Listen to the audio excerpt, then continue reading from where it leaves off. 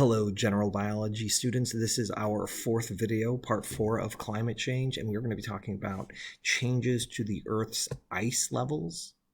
So, let's proceed.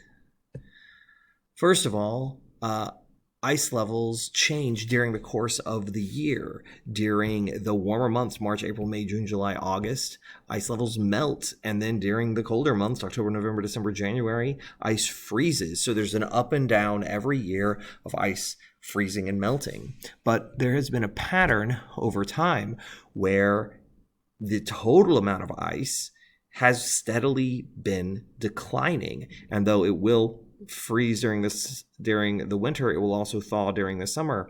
But what we are beginning to see is that because of temperature changes on Earth, we have longer summers and shorter winters. So instead of being an even amount of freezing and thawing, it thaws a little bit more every year than it freezes. And this pattern has been going on for a while. But if we start looking at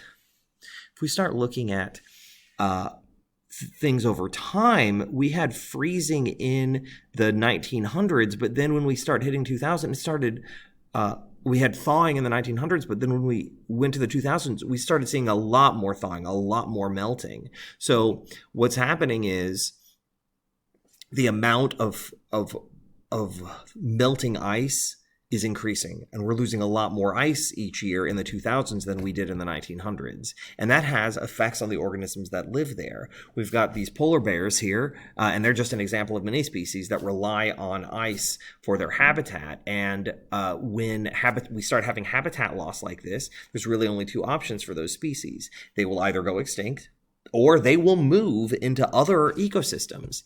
And when a species moves into another ecosystem, it gets relabeled as an invasive species. Either it doesn't survive there and then it just dies and it goes back to extinction, or it thrives there, because when a species moves into another location, there aren't any predators there to check its population, and they can often outcompete the organisms that live there, and so their population grows significantly. And then once you have an invasive species, the native species struggle, and then you start having ecological disturbances that can lead to ecological collapses. So you start losing a lot of biodiversity. Invasive species are kind of like the opposite of keystone species.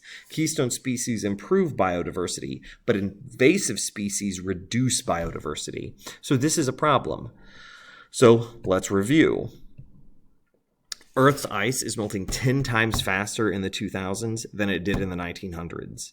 This is happening because there are increased temperatures. Those are causing longer summers and shorter winters. So every year, there's more time for ice to melt and less time for ice to refreeze. Organisms that live on ice are losing their habitats. If they do not move, they risk extinction. And if they do move, they may become invasive species. And invasive species do not have predators in their new habitats, and they can outcompete and cause serious ecological disturbances, hurting more species. I hope this helps. Struggle well.